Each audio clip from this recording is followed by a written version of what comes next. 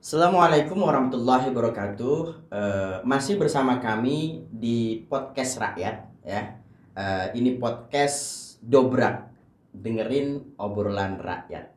Dan siapapun Anda yang masih berstatus rakyat, Anda masih bisa berkesempatan duduk di depan saya dan kita membahas problem-problem yang sedang hangat. Sekaligus ya, podcast ini mengundang siapapun Anda yang masih berstatus rakyat dan mempunyai daya kritis ya, dan sekaligus mempunyai solusi. Mari kita duduk bersama.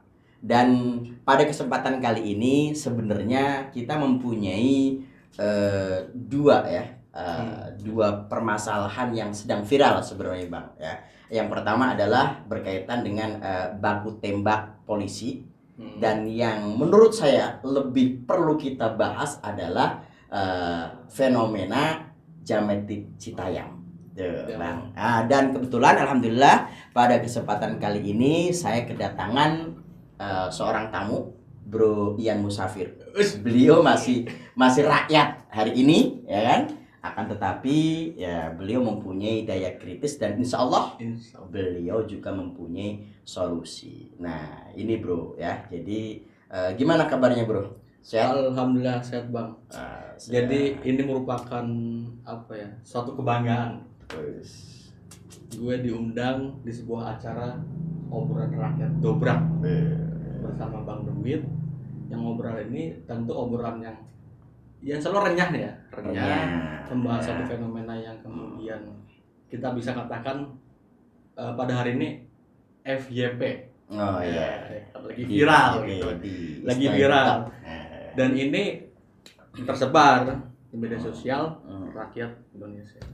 Iya, gini Bro. Memang ini perlu kita bahas karena kita lihat keresahan demi keresahan orang tua sebenarnya. Ya mungkin yang hari ini viral itu ada di Jamet Citayam, ABG Citayam ini kan ada si Bonge, ya kan? Ada si Roy, ya kan? Bagaimana itu kabarnya si Roy? Si Roy ini anak yang masih usia muda, ya, bahkan ditawari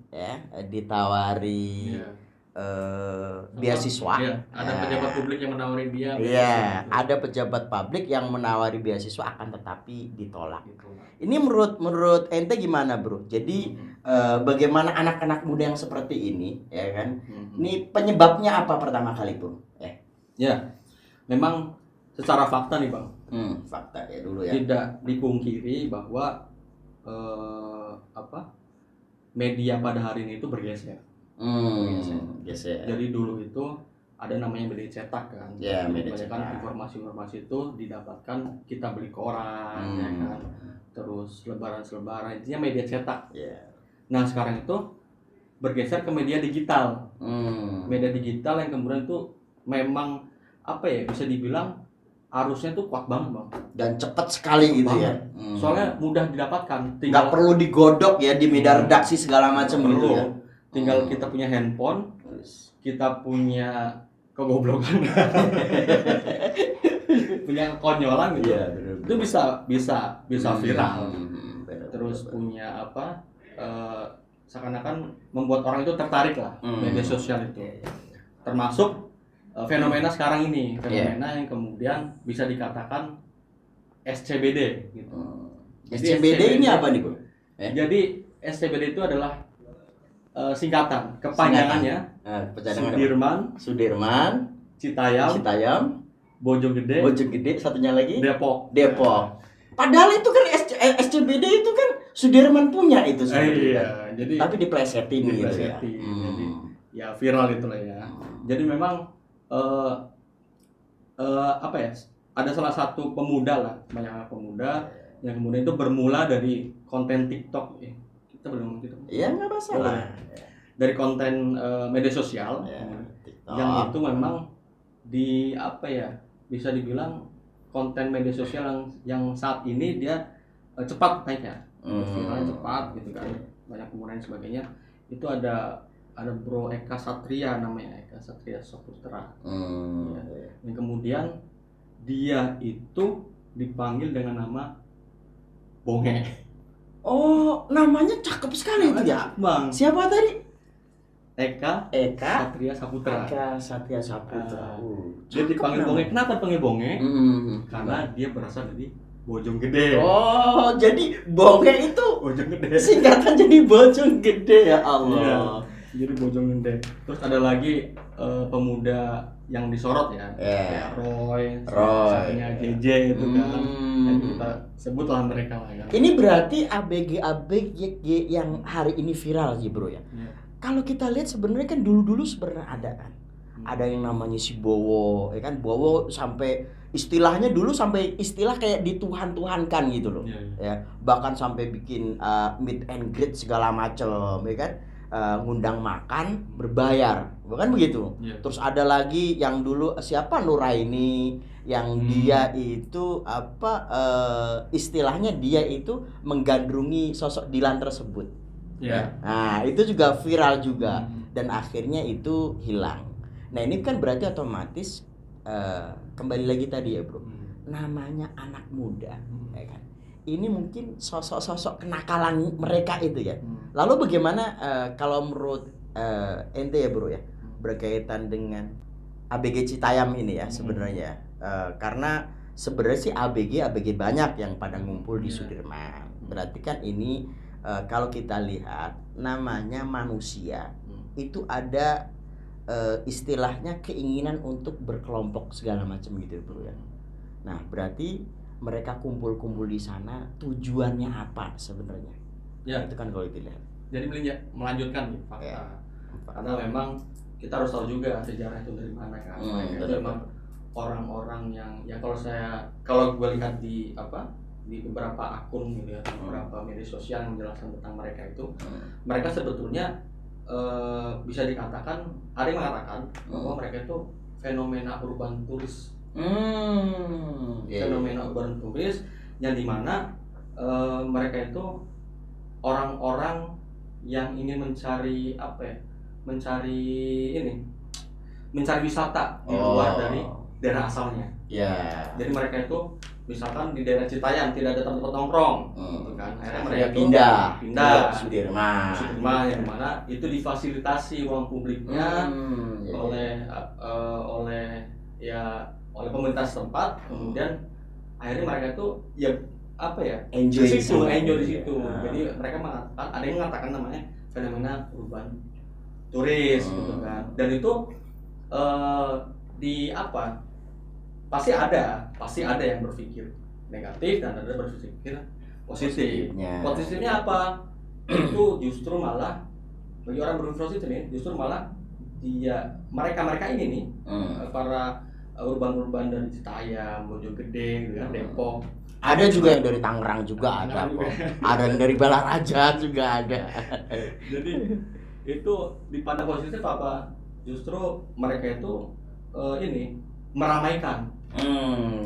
Jadi meningkatkan pedagang-pedagang kaki lima yang pendapatan, gitu kan, meningkatkan omset bagi para pedagang yang. Nah di sana juga ada istilahnya kan ada Starling juga gitu kan. Nah kopinya kopi saset dengan itu kan, bukan Starbucks lagi. Kalau untuk kelas bawah itu kan ya Starling. Jadi modal 10.000 jalan ke sana udah cukup buat jajan gitu kan. Nah jadi minumnya minum kopi ya kan, atau mungkin minuman saset yang lain kan gitu loh. Jadi murah meriah gitu kan. Makannya apa? Makan angin katanya begitu. Nah itu fenomena memang terjadi hari ini. Nah ini peran orang tua bagaimana bro menurut ente? Jadi peran orang tua itu sangat penting pastinya. Karena memang orang tua itu bisa dibilang ya pendidikan pertama bagi para anak-anaknya. Kan gitu kan. Artinya orang tua itu punya peran yang sangat urgen untuk mengarahkan anak-anak itu seperti apa nanti ke depannya. Tentu saja orang tua serusak-rusaknya orang tua, dia pasti tidak menginginkan anaknya rusak gitu ya. Pasti seorang orang tua yang misalkan dikatakan ya dia pemabuk dan sebagainya, pasti ya orang tua itu menginginkan lu jangan kayak gue deh begini. Pasti gue menginginkan anak gue ya harus lebih dari gue, maksudnya lebih baik lah, jangan ikutin gitu kan. Tapi melihat fenomena pada hari ini gitu kan, Yeah. karena melihat penggiat media sosial itu di satu sisi, Yeah. Mereka itu melihat ada omset di situ bang. Hmm. Jadi tidak hanya sebatas apa ya, sebatas gaya-gayaan doang. Gayaan doang enggak ya? Tapi ada omset, ada pendapatan di situ. Bayangkan ketika ente viral, terus diundang televisi. Oh, ya itu kan seperti si JJ, ya iya kan? Si Roy, itu sampai diundang. Iya, gara-gara menolak. Iya, Iya. sampai dia diundang di tempatnya seorang pengacara kondang. Iya. Bahkan sampai asprinya aja itu diberikan gitu kan. Ya, entah itu benar atau enggak ya, walam lah ibaratnya. Berarti kan di sini memang kalau dilihat ada sisi eksploitasi terhadap anak-anak. Iya. Ini bagaimana, bro? Iya. Ente, bro. Apalagi orang tua tadi ya. Ya, Jadi ketika orang tua itu sudah apa ya bahasanya, ya dia melihat dalam tanda kutip ada suatu pendapatan yang bisa dibilang ya itu mengisi lah kekosongan dapur mereka, gitu kan. Membantu, ya, membantu membantu perekonomian orang tua, iya, istilahnya. Sehingga mereka itu yang membiarkan mereka, bahkan atau mungkin mensupport, bro. Ya bahkan mensupport, bisa jadi mensupport gitu kan. Bisa jadi mensupport gitu kan. Dan akhirnya ya sudah. Ya berarti visi misi hidupnya ya mungkin hanya sebatas tadi ya, menutupi kebutuhan hidup saja ya. Gitu kan. Iya banyak viral itu kayak dulu tuh siapa ya? Yang polisi itu Norman Kamar. Oh ya, iya. Dia sudah dalam bahasa dalam bahasa karirnya kan sudah bagus ibaratnya kan. Gara-gara viral kemudian pekerjaannya ditinggalkan, terus dia dipanggil di mana-mana saat televisi, pada akhirnya ya media meninggalkan. Pada akhirnya beliau nggak tahu saya kayak gimana dia. Alam sekarang kondisinya seperti apa gitu kan. Jadi balik pada orang tua yang penting sekali. Berarti peran orang tua ini sangat penting untuk mendampingi anak-anaknya tersebut ya. Sehingga apa? Supaya anak-anak ini dalam sisi mencari jati diri tersebut tidak salah, ya kan? Istilahnya inspiratornya siapa ini harusnya begitu. Nah ini kalau berbicara konteksnya fakta yang terjadi berkaitan dengan fenomena Jamet Citayam ini ya bro ya. Nah lagi-lagi nih bang, terus bang. Jadi fenomena itu mendapat respon sebetulnya. Kan? Jadi mereka itu bukan ini kenapa dia itu viral? Karena kan dapat respon dari masyarakat. Benar. Ya kan, dari masyarakat respon. Karena kita lihat fenomena itu merupakan bentuk dari ekspresi lah pasti, ekspresi gaya hidup dan ekspresi eksistensi kelas gitu kan. Kemudian kepercayaan diri dari generasi-generasi, kita katakan generasi Z pada hari ini, Z gitu kan. Jadi Gen bentuk Z itu Gen Z, bentuk ekspresi mereka, bentuk kepercayaan diri mereka bahwa ini loh gue, gitu kan. Dengan outfit yang begitu nyentrik, gitu kan. Percaya diri, gitu. Bahkan bisa dibilang itu merupakan ajang ajang pamer ya, bisa dibilang. Ajang pamer budaya, busana ya. Karena pakaian-pakaian itu ada kan Citayam Fashion Week itu nanti muncul reaksi. Jadi kan gitu kan. Jadi semacam ajang pamer busana, kemudian seperti tampilan-tampilan remaja pada hari ini gitu kan, yang kita lihat di Duku Atas Sudirman itu. Aneh-aneh tuh. Aneh-aneh. Dan ketika dilihat dari akun-akun TikTok, IG, ketika dia diwawancara, ini dapat inspirasi dari mana? Fashion ini. Ya, fashion ini kan. Harajuku lah segala macam. Ada yang ini ngomong-ngomong baju ente kalau di spill berapa harganya? Aduh, ini berapa nih? Kan sampai kan ada baju, kan sampai celana, kan jam tangan apa segala macam ya gitu, Bro. Jadi itu bentuk cara mengkomunikasikan mereka sebagai identitas mereka, identitas kelas lah. Iya benar. Karena kalau bisa dibilang Jaksel itu bang, Jakarta Selatan itu. Bicara Jaksel, sebetulnya kelasnya itu beda. Berbicara Jakarta itu. Kalau dulu kan Pondok Indah gitu ya. Jaksel juga itu. Ya gitu.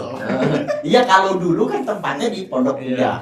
Sekarang pindah ke Sudirman. Nah kan seperti itu tempatnya gitu loh bro. Iya, jadi dengan fenomena fashion, maksudnya outfit anak-anak Cita yang pada hari itu sama halnya dengan ini cara anak-anak Jaksel juga mengekspresikan dirinya dengan busana-busana Busana mereka, mereka gitu kan, dengan gaya modernisasi mereka. Bedanya anak-anak Citayam ini, SCBD ini, Bojonggede, Depok, ini berasal dari kelas sosial yang menengah ke bawah. Gitu. Menengah ke bawah ini merupakan suatu ekspresi yang bisa dibilang kepercayaan diri yang sangat luar biasa, gitu kan. Jadi menariknya mereka tuh begitu percaya diri gitu. Dengan berangkatnya membawa uang 20.000, 10.000 udah bisa eksis dan itu. Bahkan gini, kalau bisa dibilang masyarakat kelas, masyarakat kelas bawah itu biasanya untuk action dengan fashion mereka di tempat yang Jaksel gitu kan, pasti minder kan. Tapi dengan adanya mereka justru membuat perbedaan yang sangat luar biasa. Itu reaksi dari masyarakat. Ya reaksinya apa? Timbullah apa tadi Citayam Fashion Week. Nah, gitu. Jadi timbul reaksi, oh ini bagus ini. Anak-anak kelas anak-anak generasi Z, gitu kan, anak kelas bawah yang kita ketahui mereka itu minder gitu kan. Ke Jaksel masih pakai pen itu minder, tapi dia pede gitu kan. Akhirnya di exposure lah oleh peran-peran media tersebut itu. Exposure oleh pejabat. Sehingga ada artis yang pengen ketemu itulah segala macam gitu ya. Iya. Jadi gitu di exposure, kemudian itu identitas mereka gitu kan. Nah, ini kan berbicara konteks ini sebenarnya kalau menurut dalam sisi negara demokrasi berarti ini kan sah-sah saja ya bro ya, kebebasan berekspresi segala macam, bahkan itu diberikan ruang oleh istilahnya pemerintahan daerah tersebut gitu.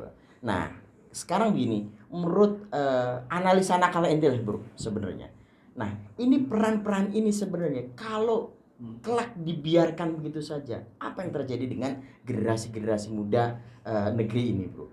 Jadi gini, kita bicara serius. Iya, itu malah udah mulai serius kan.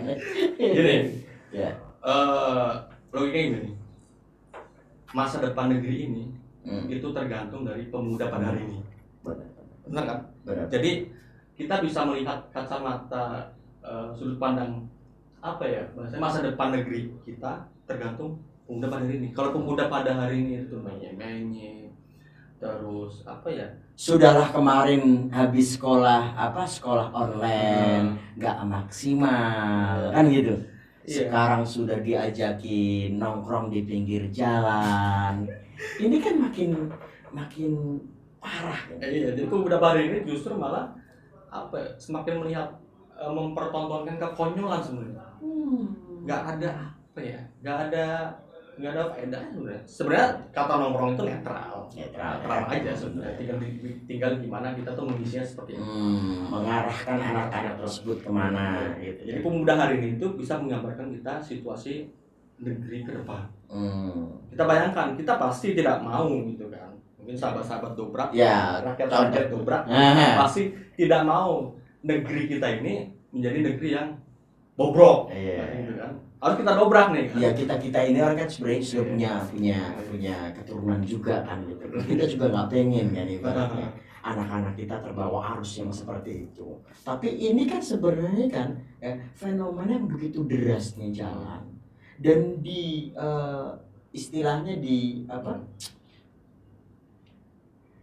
istilahnya itu didukung oleh media, ya kan? Bahkan sampai pemerintah daerah juga mendukung. Ketika itu semuanya menghasilkan uang kan gitu. Dinas lingkungan DKI Jakarta itu menarik Bonge dan JJ itu sebagai ikon. Jadi mereka tuh tawari suruh bikin konten kebersihan tentang Jakarta. Jadi benar-benar exposure, benar-benar itu bisa dibilang ya by design lah ya, mungkin bisa jadi pasti kan, benar-benar dikasih panggung gitu kan. Dan kembali ke pemuda tadi ya, masa depan negeri gitu, pemuda pada hari ini. Dan pemuda itu adalah sosok bisa dibilang ya agen perubahan kan. Benar. Ginseng, kemudian iron stock, pengganti stok-stok pemimpin pada hari ini Iya. gitu kan. Mungkin kalau pemimpin hari ini yang notabene kan ya udah yang bilang yang sudah korup lah segala macam kan gitu loh. Iya. Udah kan sampai ibaratnya sampai aparat tembak-tembakan. Ini kan ngeri juga kan. Iya. Dan itu kan perlu pengganti gitu. Tapi kalau nanti penggantinya generasi Z yang seperti tadi ya, yang anak-anak cuman ya modal 10.000 nongkrong, ini kan miris juga. Iya. Pendidikannya bagaimana? Iya. Kan penting juga. Iya, apalagi kalau dibilang ya barang siapa yang ini sesuatu hal itu bukan diletakkan pada ahlinya pasti akan rusak. Gimana mereka-mereka yang tidak dikatakan bisa dibilang mungkin secara pendidikan putus sekolah pasti Bisa. kan. Dan itu mempengaruhi taraf berpikir seseorang gitu kan. Akhirnya kan anak-anak muda yang lainnya berpikir, lah dia yang nggak sekolah, yang putus sekolah, yang kelas 8 aja udah berhenti, ya kan? Dan dia ke jalan toh akhirnya viral. Ya mendingan kayak mereka saja, akhirnya kan gitu. Nah sekolah nggak menjadi sesuatu yang penting. Ya memang, ya kan? Sekolah itu menunjukkan IQ seseorang itu pintar, ya kan? Sekolah itu tidak menunjukkan bahwa dia pintar, kan gitu. Akan tetapi sekolah ini kan penting juga, gitu. Iya. Bahkan sampai pemerintah suka mewajibkan sekolah 9 tahun apa segala macam kan itu bro ya. Iya betul. Itu makanya responnya apa? Ketika si R tadi ditawari oleh pejabat publik itu beasiswa untuk melanjutkan sekolah, justru malah mereka nggak mau kan? Karena sekolah itu butuh ya kita bangun pagi dan sebagainya. Bangun pagi, Iya. kedisiplinan. Dan ujung-ujungnya dari kita bersekolah apa? Menjadi penjaga etalasenya para kapital. Ngeri itu. Jadi kita itu yang tadinya sekolah itu untuk mendidik karakter, akhlak, itu nggak ke situ arahnya apa? Materi. Lu kalau nggak sekolah ini, lu nggak bisa ada duit. Akhirnya kalau lu nggak punya ijazah, lu nggak bisa kerja di pabrik, kayak begitu ya bro ya. Kan materi kan. Terus si R tadi karena dia melihat sudah viral, ini sebuah gorengan yang lezat nih kan, karena bahasa entertain itu kan ya bisa dibilang cost-nya itu tinggi. Iya benar. Income revenue-nya tinggi, maksudnya pendapatnya tinggi. Akhirnya mereka tuh ya udah gini-gini aja enak, tinggal bikin konten gini-gini kan. Makin ngeri kalau begitu. Makin ngeri, apalagi itu didukung gitu Bang. Didukung dan kayak konten kita ini kan kita membahas nih. Iya. Jadi kita harus bongkar, harus ngedobrak, harus ngegedor. Iya. Karena saya lihat bukan masalah apa. Ini keresahan orang tua sudah pasti ada. Iya pasti. Tentu orang tua yang berpikirnya ke depan. Ya, Tidak hanya saat hari ini saja. Kalau hanya saat hari ini mendorong anak-anaknya untuk viral kan gitu. Iya, tapi kalau ke depannya ini kalau dibiarkan justru malah membuat remaja-remaja tersebut itu salah arah kan gitu ya bro. Nah itu kalau berbicara konteks analisanya benar ini ada peran-peran orang-orang tertentu entah itu media segala macam itu berperan untuk ya istilahnya mengeksploitasi mereka ya bro ya. Apalagi arus informasi itu kalau saya lihat ya itu memang baik desain. Artinya sekarang arus informasi yang viral-viral itu bisa lolos gitu aja, gitu kan bisa lolos, sedangkan itu dikonsumsi oleh orang banyak. Gitu kan. Bagaimana dengan konten-konten yang berbicara tentang Palestina, Suriah? Nggak laku itu kayaknya. Aduh nggak lolos sensor, tinggal sensor. Serius itu nggak lolos. Iya. Nggak lolos itu pasti ada arus perang media. Yang mana itu bisa dibilang ya lagi-lagi bagus ya. Artinya itu kita bicara misalkan tentang kayak tadi polisi menembak dan sebagainya itu nggak lolos. Karena kalau diloloskan di konsumsi publik jadi paham. Bahkan konten kita kalau ini bisa jadi nggak lolos juga nih. Iya itu kalau berbicara fenomena yang terjadi hari ini berkaitan dengan Jamet Citayam. Nah tentu ketika kita berbicara ini sebuah masalah ya kan, dan ini membutuhkan sebuah solusi. Kira-kira ya menurut ente bro ya, ini kira-kira solusi yang bisa memberikan arah yang jelas itu seperti apa bro? Iya. Ini kalau berbicara solusi ya. Gitu. Ya pasti berbicara solusi ya solusi yang paling benar ya harus kembali pada akidah. Islam tuh punya solusi. Ya kalau dia Muslim, Ya. akidahnya harus benar-benar Iya. ditempa gitu ya. Artinya Islam tuh punya solusi berkaitan dengan pemuda. Punya pemuda. Islam tuh mengarahkan pemuda itu seperti apa? Iya. Bayangin Muhammad Al-Fatih. Dia kurang lebih 21 tahun ya, Usia 21 21 tahun dia bisa menaklukkan Konstantinopel yang kemudian itu menjadi apa ya, catatan goresan sejarah. Dengan beberapa hari ini sih Ali bin Abi Thalib saat dikejar oleh orang-orang Quraisy, beliau mau menggantikan posisi tidur Rasulullah. Padahal kita paham gitu kan bahwa ini pasti gantiin kalau orang mau dibunuh iya, gitu ya. bayangin kalau misalkan orang Quraisy itu langsung sabet ya pasti dia tahu konsekuensinya ya, pemuda. Jadi gitu. Jadi Islam tuh punya arahan kepada pemuda. Jadi benar-benar mengarahkan potensi-potensi pemuda mereka. Karena pemuda itu kan semangat gitu kan. Dan pemuda itu dalam Islam tuh menggoreskan catatan peradaban. Gak kayak sekarang, pemuda sekarang tuh menye-menye. Generasi strawberry, tau gak strawberry? Apa itu strawberry? Strawberry itu kalau udah apa ya, udah digigit, Ya. dia tuh gampang busuk. Jadi kena putus cinta, apalah, langsung bunuh diri, langsung, aduh, cemen banget sih. Iya. Gitu-gitu. Berarti berawal dari didikan tersebut juga. Iya bisa bilang. Nah, untuk bicara solusi, Islam punya solusi pastinya kan. Pastinya. Dan solusi itu tentu solusi integral, tidak bukan solusi parsial.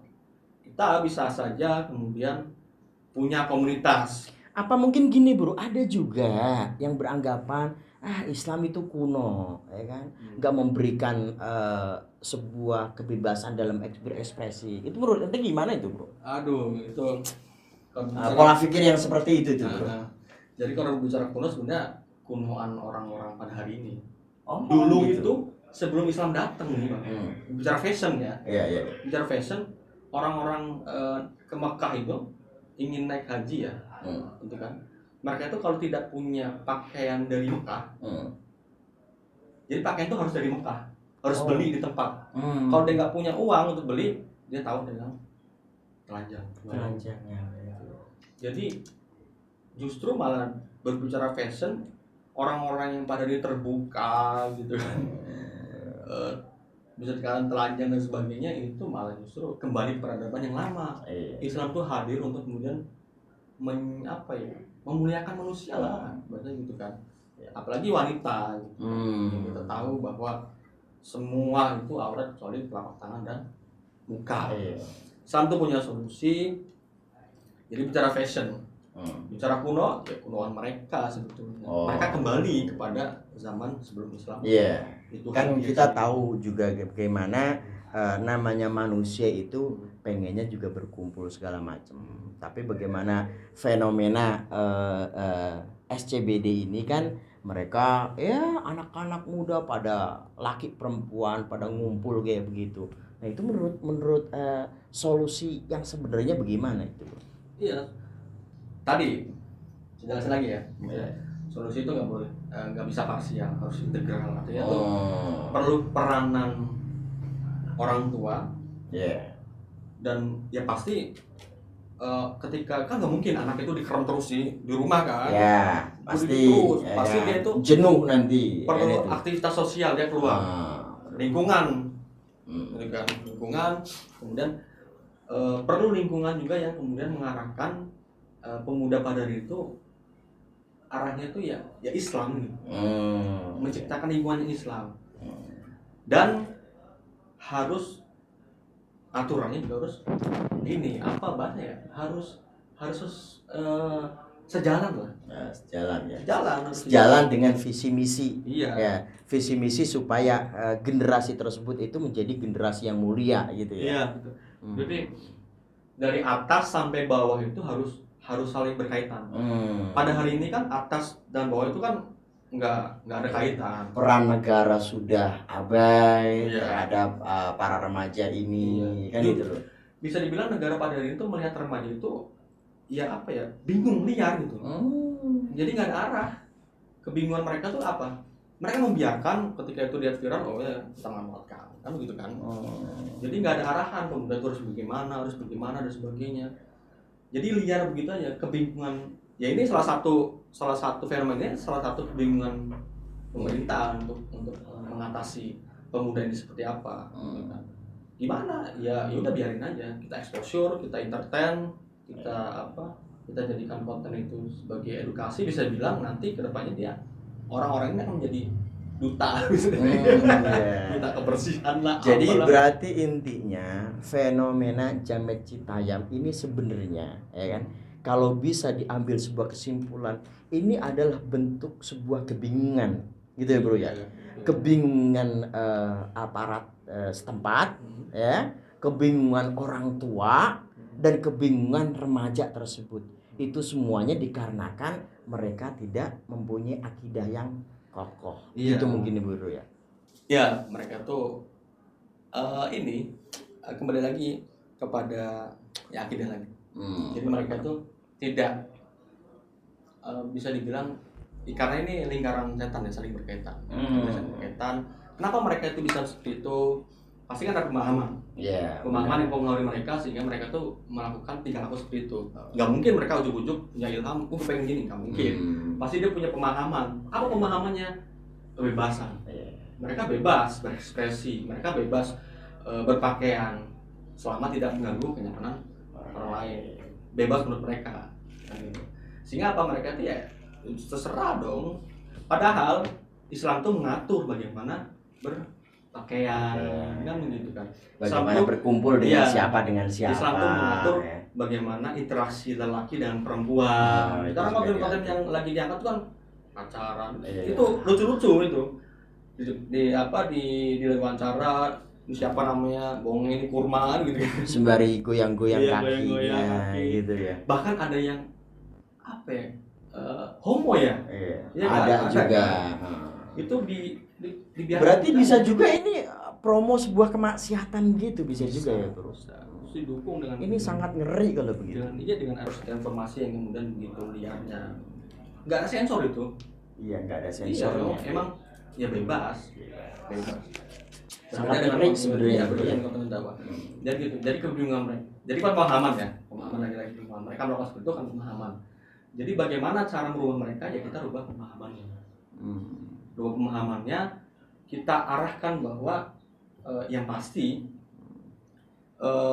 sebuah apa ya, bukan seorang ya, yang namanya penciptaan tuh pasti punya tujuan. Benar. Ente misalnya pencipta handphone nih. Ya benar.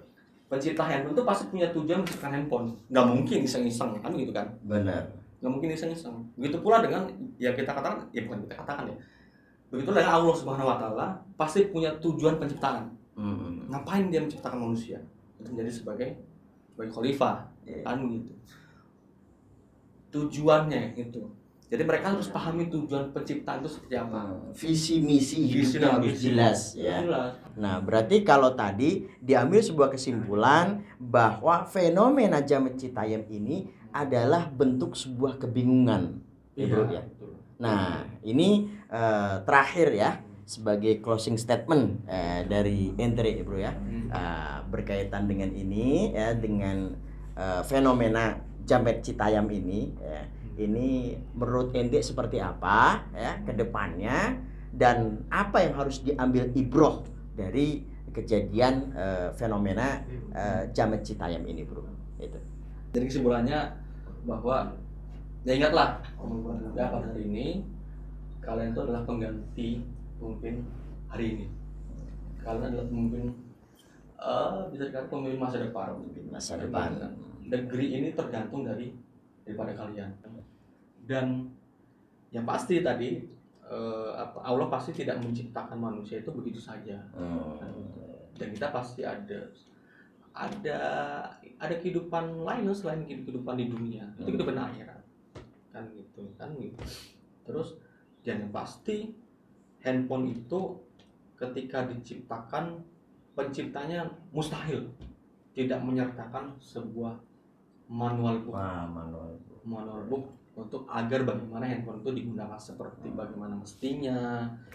Begitulah manusia itu nggak mungkin begitu diciptakan. Begitu sadar oleh Allah, zalim Allah dong, kan nggak mungkin kan. Iya, nggak mungkin. Dan Allah pun menurunkan juga sebuah manual book bagi manusia. Itu apa?